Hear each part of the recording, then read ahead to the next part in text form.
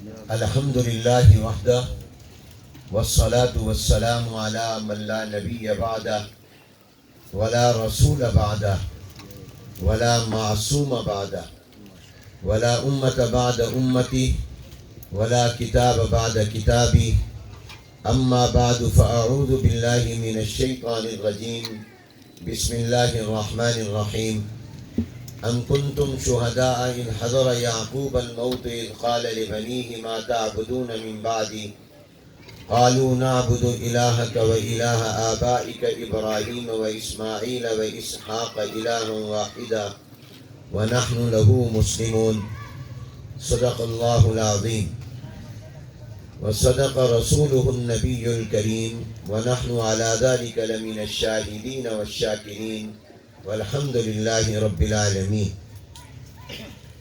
قابل صد احترام حضرات علماء کرام، بزرگان محترم، ارباب علم و دانش، اصحاب فکر و نظر، حفاظ کرام، فضلاء کرام، السلام علیکم ورحمۃ اللہ وبرکاتہ۔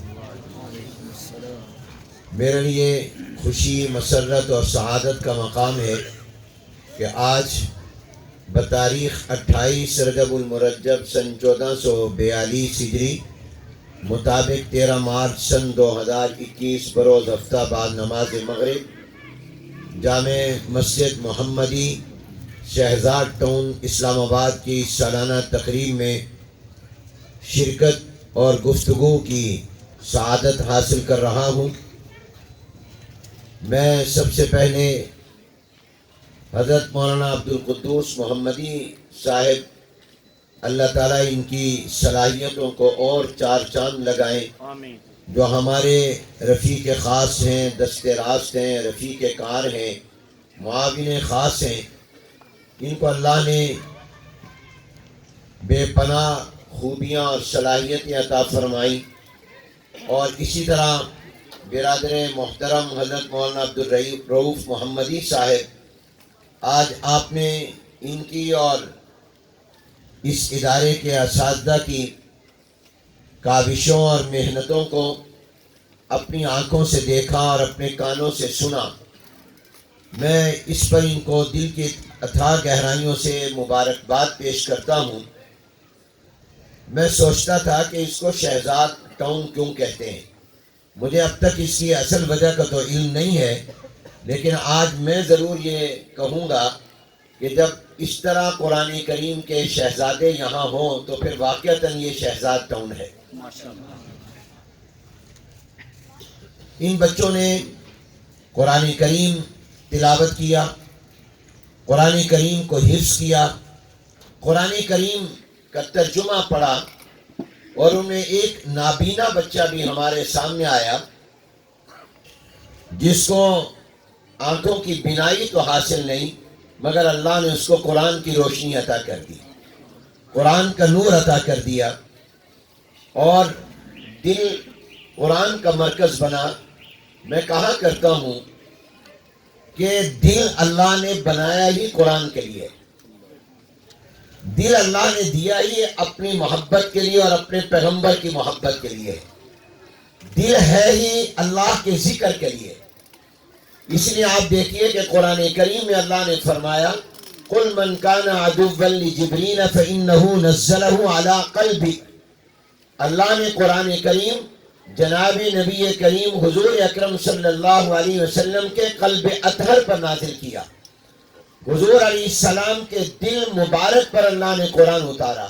اللہ یہ بھی تو کر سکتے تھے کہ بیت اللہ کی چھت پر قرآن اتار دیتے اور حضور علیہ السلام سے فرماتے یہ خانہ کعبہ کی چھت سے آپ قرآن اٹھا لو۔ حضور بھی مکہ میں، خانہ کعبہ اور بیت اللہ بھی مکے میں، مگر اللہ نے کتاب اللہ اور کلام اللہ کو مکہ المکرمہ میں بھی اتارا ہے۔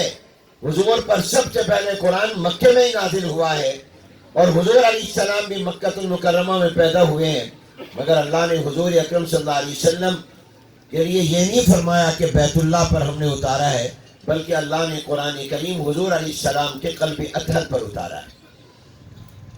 اس سے پیغام ملا کہ قرآن کی اصل جگہ دل ہے، اور دل کے لیے اصل دولت قرآن ہے۔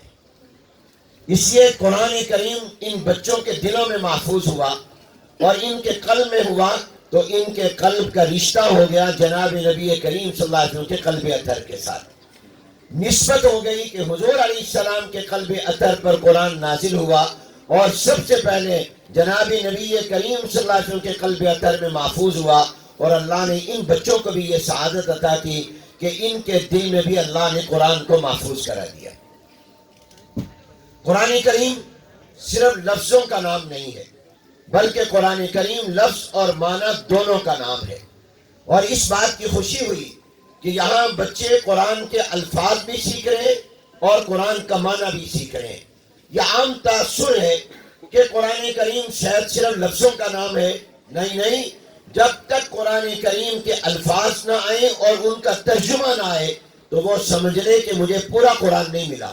پورا قرآن اس وقت ملے گا جب وہ قرآن کے الفاظ کو بھی جانتا ہو اور قرآن کے الفاظ کے معنی کو بھی جانتا ہو۔ قرآن کریم لفظ اور معنی دونوں کا نام ہے۔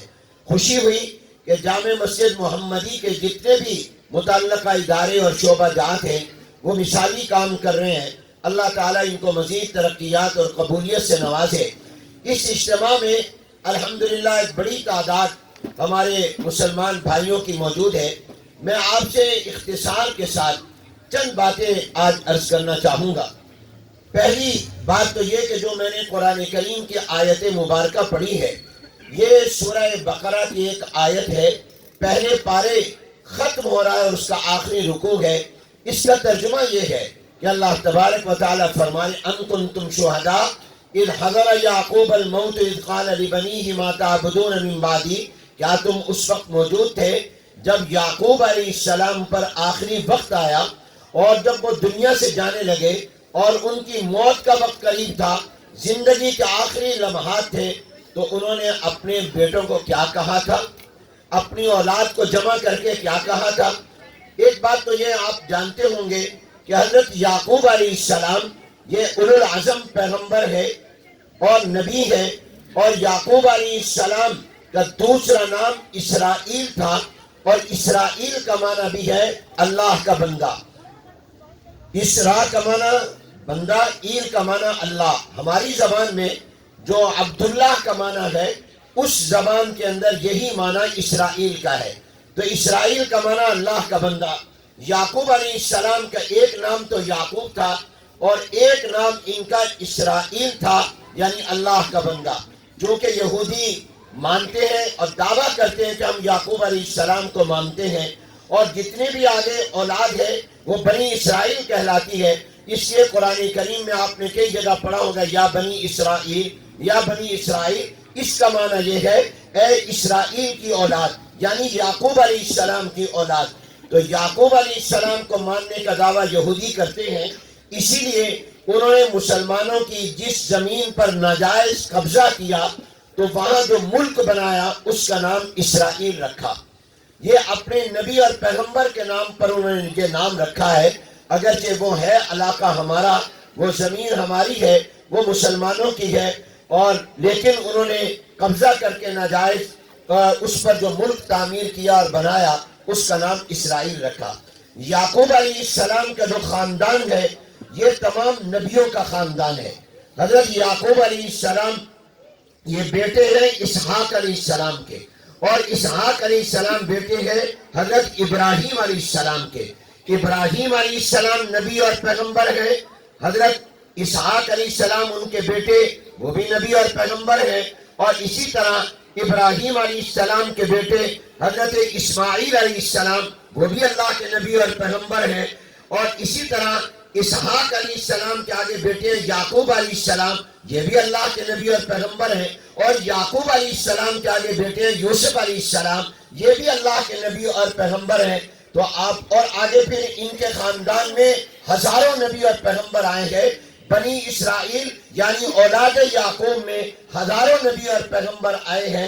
اب یہ تمام کا تمام خاندان نبیوں کا خاندان ہے، پیغمبروں کا خاندان ہے، اولو العزم ہستیوں کا خاندان ہے۔ مگر آپ غور فرمائیے کہ جب یعقوب علیہ السلام دنیا سے جانے والے ہیں تو اپنی اولاد کو جمع کر کے یہ سوال کرتے ہیں ما تعبدون من بعدی، یہ تو بتاؤ میرے دنیا سے جانے کے بعد تم کس کی عبادت کرو گے. یہ سوال نہیں کیا میرے جانے کے بعد کیا کاروبار کرو گے، یہ نہیں فرمایا میرے بعد کیا تم فلاں کام کیا کرو گے. سوال اللہ کا پیغمبر اپنی اولاد سے جو کر رہے ہیں اور اس سے کر رہے ہیں جو نبیوں کی اولاد ہے، جو خاندان نبوت سے اور خاندان انبیاء سے تعلق رکھتے ہیں، ان سے سوال یہ فرما رہے ہیں ما تعبدون من بعدی، جس سے مجھے اور آپ کو سبق اور پیغام ملا کہ یعقوب علیہ السلام کو اپنے بعد اپنی اولاد کی دنیا کی فکر نہیں، دین کی فکر ہے.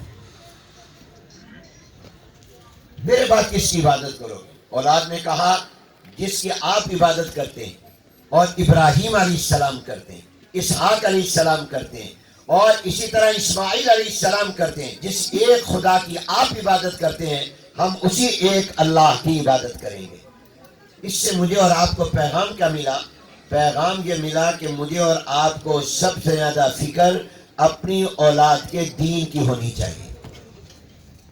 یہ سبق اور پیغام ملا ہے کہ مجھے اور آپ کو آج یہ فکر تو ہے کہ میرے بعد میری اولاد کسی کے آگے ہاتھ نہ پھیلائے، میرے مرنے کے بعد میری اولاد کو کوئی پریشانی نہ ہو، میں اپنی زندگی میں ان کے لیے بہترین گھر بنا جاؤں اور ایسا فارم ہاؤس اور گھر بنا جاؤں کہ ہر بیٹے کے لیے الگ الگ بیڈ روم ہو، بیٹیوں کے لیے الگ ہو.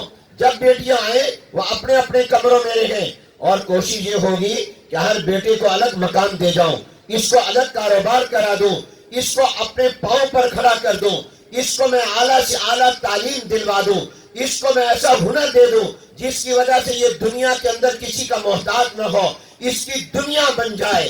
یہ اپنی جگہ ٹھیک ہے، ماں باپ کو کرنا چاہیے، اس سے کوئی انکار نہیں ہے، لیکن کیا ماں باپ کی یہ ذمہ داری نہیں ہے کہ وہ اپنی اولاد کے دین کی اور ایمان کی فکر بھی کرے؟ کیا ماں باپ کی یہ ذمہ داری نہیں ہے کہ وہ اپنی اولاد کی دنیا کی فکر کرے تو دنیا کے بعد والی زندگی کی بھی فکر کرے؟ یہ تو سوچتے ہیں کہ میرے مرنے کے بعد میری اولاد کا کیا ہوگا. کبھی یہ بھی سوچا کرو میری اولاد کے اس کے مرنے کے بعد اولاد کا کیا ہوگا، میرے بیٹے کے مرنے کے بعد میرے بیٹے کا کیا ہوگا. اس کو بھی غور کیا کریں، میرے مرنے کے بعد میرے بیٹے کا کیا ہوگا. یہ تو سب سوچتے ہیں، یہ بھی سوچو کہ بیٹے کے مرنے کے بعد کیا ہوگا. یہ پیغام ہے. یہ اس طرح کے اجتماعات مجھے اور آپ کو یاد دلاتے ہیں. بدقسمتی ہماری یہ ہے کہ ہمارے ملک کا جو نظام تعلیم، جو نصاب تعلیم اٹھنا چاہیے تھا قرآن کی بنیاد پر، ہم نے 1947 میں پاکستان کا مطلب کیا، لا الہ الا اللہ محمد الرسول اللہ کہہ کر اپنے جس مقصد کا اعلان کیا تھا، جس مشن کا اعلان کیا تھا، جس دستور و منشور کا اعلان کیا تھا، کیا میں پاکستان کے جس مقصد کا اعلان کیا تھا وہ مقصد تو لا الہ الا اللہ محمد الرسول اللہ تھا. ہم نے اس مقصد میں کتنی ترقی کی ہے.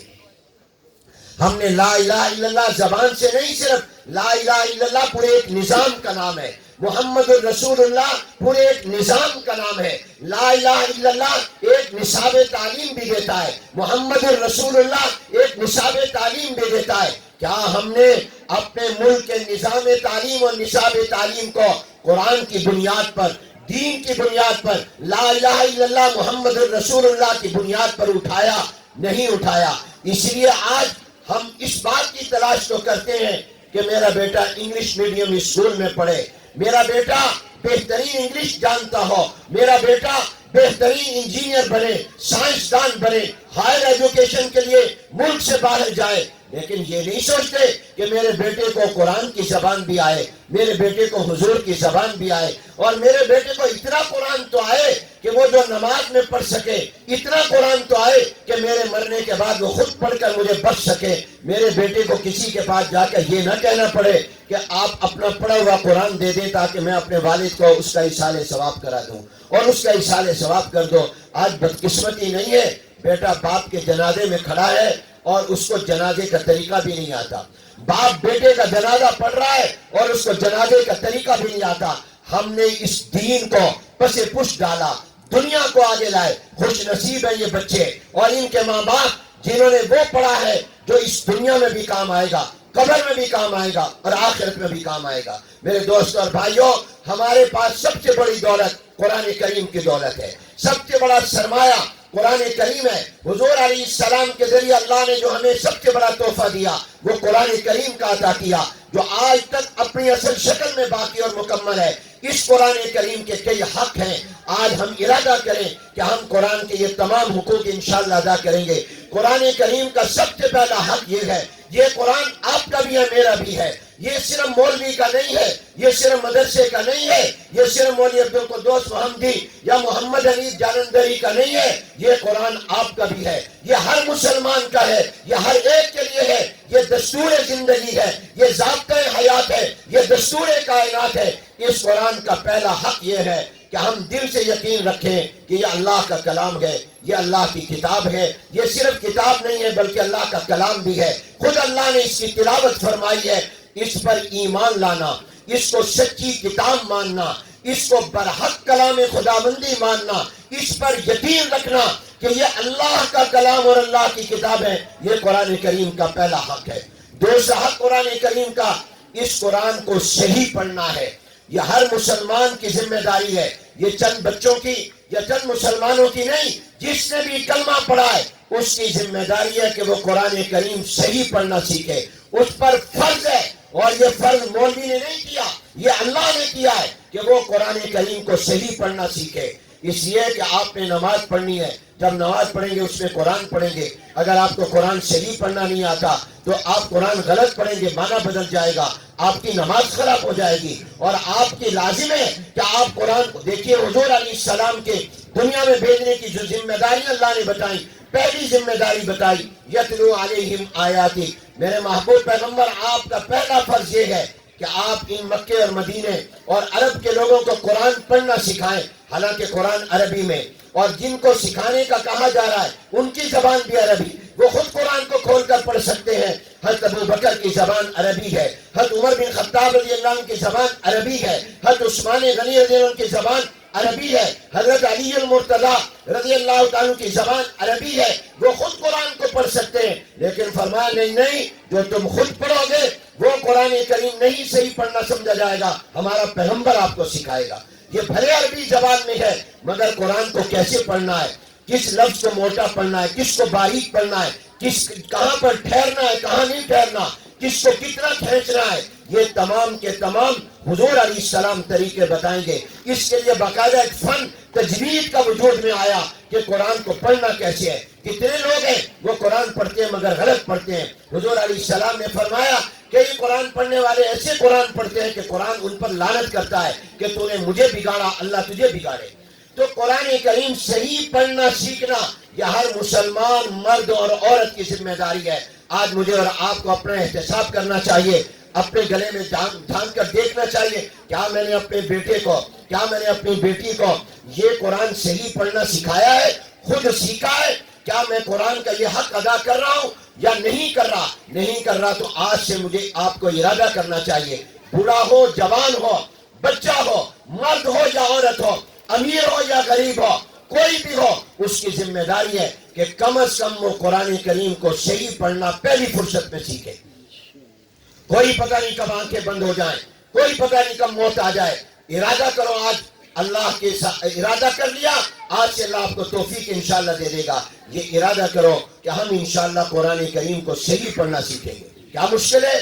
آپ کے ہر محلے میں مسجد موجود ہے، آپ 10 منٹ 15 منٹ وہاں ان کو کہیں ہمیں وقت دے دو۔ اس سے زیادہ آسان آج موبائل کے اندر ایسی اپلیکیشن موجود ہے، ایسی سیڑھی موجود ہے، ہر امام حرم اور امام کعبہ مسجد نبی کا قرآن موجود ہے، بہترین قراء کا قرآن موجود ہے، ایسی سیڑھیاں ملتی ہیں، آپ اپنی گاڑی میں رکھیں، آپ اپنے موبائل میں رکھیں، اس سے مشق کرنے لگ جائیں اور اس سے آپ قرآن پڑھیں۔ باقاعدہ وہ قرآن سکھاتے ہیں، بتاتے ہیں کہ اس لفظ کو کیسے پڑھنا ہے، الگ الگ بھی بتاتے ہیں۔ یہ کیا مشکل ہے؟ آپ اپنی گاڑی میں رکھیں، دفتر جاتے آتے اس کو سنتے رہیں، چند دن میں انشاءاللہ آپ کو قرآن صحیح پڑھنا آ جائے گا۔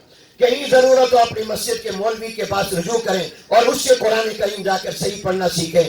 پہلا حق قرآن کو ماننا، دوسرا حق قرآن کو صحیح پڑھنا، اور تیسرا حق قرآن کریم کا اس کو سمجھنا، اس کے معنی کو جاننا، اس کے ترجمے کو جاننا۔ یہ کتنی بڑی دولت ہے. اور آج مسلمانوں کی اکثریت قرآن کریم کا ترجمہ نہیں جانتی، بڑے سب کچھ جانتی ہے.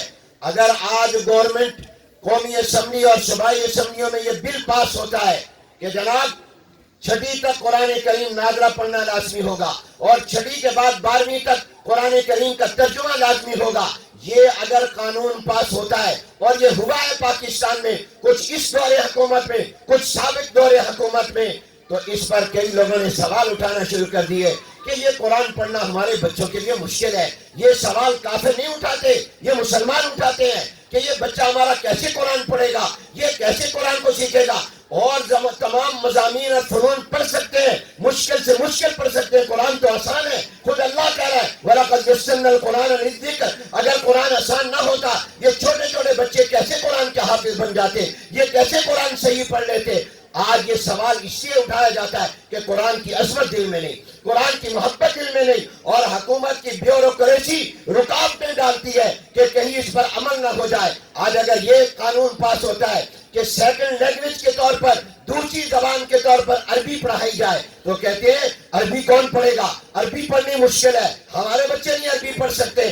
آج میں آپ کو دعوے سے کہتا ہوں عربی زبان جتنی آسان ہے اس سے کئی گنا زیادہ انگریزی مشکل ہے. اگر آپ کا میرا بچہ انگریزی پڑھ سکتا ہے تو عربی کیوں نہیں پڑھ سکتا، جبکہ عربی قرآن کی زبان ہے، عربی حضور علیہ السلام کی زبان ہے، اور عربی جنتیوں کی زبان ہے. اور عربی زبان سے آپ کے دنیاوی مفادات ہیں. میں دنیا گھماؤں، دنیا میں انگریزی زبان اتنی نہیں بولی جاتی جتنی عربی زبان بولی جاتی ہے. انگریزی زبان چند ملکوں کی زبان ہے، یا پھر یہ دفتر کی زبان ہے، یہ عوام کی زبان نہیں ہے. اس کے مقابلے میں آپ دنیا کا زیادہ لے لیں، عربی زبان زیادہ پبلک میں بولی جاتی ہے. تمام مڈل ایسٹ اور یورپ کے بے شمار ملک، آپ فرانس چلے جائیں آپ کو پیرس میں بے شمار عرب ملیں گے، آپ جرمنی چلے جائیں، آپ ناروے چلے جائیں، آپ کسی دنیا کے ملک میں چلے جائیں وہاں آپ کو عرب ملیں گے جو مختلف عرب ملکوں سے آئے ہوئے ہیں. آپ کا کاروبار، آپ کی تجارت اور مختلف ملازمت کے مواقع، آپ کا مڈل ایسٹ یہ پورے کا پورا عربی بولتا ہے. آپ کے اس سے دینی فائدے بھی ہیں اور دنیاوی فائدے بھی ہیں. لہذا عربی زبان ہمیں اپنے بچوں کو عربی زبان سکھانی چاہیے.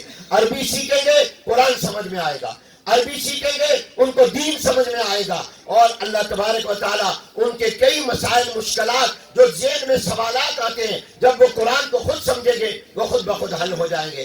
تو تیسرا قرآن کریم کا حق ہے قرآن کو سمجھنا، اور اس کو سمجھنے کے لیے ضروری ہے عربی زبان سیکھنا، اس کو سمجھنے کے لیے ضروری ہے عربی گرامر سیکھنا. اور چوتھا حق قرآن کریم کا یہ ہے کہ قرآن جو پڑھا جو سمجھا اس پر عمل کرنا. قرآن کہتا ہے نماز پڑھو. آج میں کہا کرتا ہوں ہم قرآن کو مانتے ہیں، قرآن کی نہیں مانتے. اللہ کو مانتے ہیں، اللہ کی نہیں مانتے. حضور کو مانتے ہیں، حضور کی نہیں مانتے. صحابہ کو مانتے ہیں، صحابہ کی بات نہیں مانتے. اہل بیت کو مانتے ہیں، اہل بیت کی بات نہیں مانتے. مجھ سے ایک دفعہ کسی نے پوچھا مولانا مسلمان اور مومن کا کیا فرق ہے، کیا دونوں کا ایک ہی معنی ہے، مسلمان اور مومن ایک چیز ہے یا مومن کوئی اور ہوتا ہے مسلمان کوئی اور ہوتا ہے. میں نے کہا دونوں میں فرق ہے. مسلمان اس کو کہتے ہیں جو اللہ کو مانتا ہے، حضور کو مانتا ہے، قرآن کو مانتا ہے، اور مومن اس کو کہتے ہیں، نہیں میں نے کہا مومن اس کو کہتے ہیں جو اللہ کو مانتا ہے، حضور کو مانتا ہے، قرآن کو مانتا ہے، اور مسلمان اس کو کہتے ہیں جو اللہ کی مانتا ہے، جو حضور کی بات مانتا ہے، جو قرآن کی بات مانتا ہے. جب تک مسلمان اطاعت نہیں کرے گا وہ مسلمان نہیں ہے. ہم مومن تو ہیں کیونکہ ہمارا عقیدہ ہے کہ اللہ ایک ہے، ہمارا عقیدہ ہے کہ حضور اللہ کے سچے اور آخری نبی ہیں، ہمارا عقیدہ ہے کہ قرآن اللہ کا کلام ہے. ہم مومن تو ہیں مگر مسلمان نہیں ہے. مسلمان اس دن بنیں گے جب ہم اللہ کی بات مانیں گے. مسلمان اس دن صحیح معنوں میں بنیں گے جب حضور علیہ السلام کی بات مانیں گے، جب ہم قرآن کی بات مانیں گے. قرآن کہتا ہے جھوٹ نہ بولو، ہم جھوٹ بولتے ہیں. قرآن کہتا ہے سودی کاروبار نہ کرو، ہم سودی کاروبار کرتے ہیں. قرآن کہتا ہے شراب نہ پیو، ہم شراب پیتے ہیں. قرآن کہتا ہے خیانت اور بددیانتی نہ کرو، ہم بددیانتی کرتے ہیں. قرآن کہتا ہے چوری نہ کرو، ہم چوری کرتے ہیں. قرآن کہتا ہے ڈاکے نہ مارو، ہم ڈاکے مارتے ہیں. قرآن کریم کہتا ہے کسی پر ظلم نہ کرو، ہم ظلم کرتے ہیں. قرآن کہتا ہے سودی کاروبار نہ کرو، ہم سودی کاروبار کرتے ہیں. تو قرآن کو ماننا اور ہے، قرآن کی ماننا اور ہے. لہٰذا میرے دوستو اس کا ایک حق یہ ہے کہ ہم قرآن کریم پر عمل کریں اور آخری حق جو میں عرض کر رہا ہوں وہ یہ ہے کہ جس کو اللہ جتنا اختیار اور اقتدار دے دے وہ اپنے اختیار اقتدار میں قرآن کے نظام کو نافذ کرے. یہ قرآن کریم کا حق ہے. تو میرے دوستوں اور بھائیوں، پہلا حق قرآن کو ماننا، دوسرا حق قرآن کریم کو صحیح پڑھنا، تیسرا حق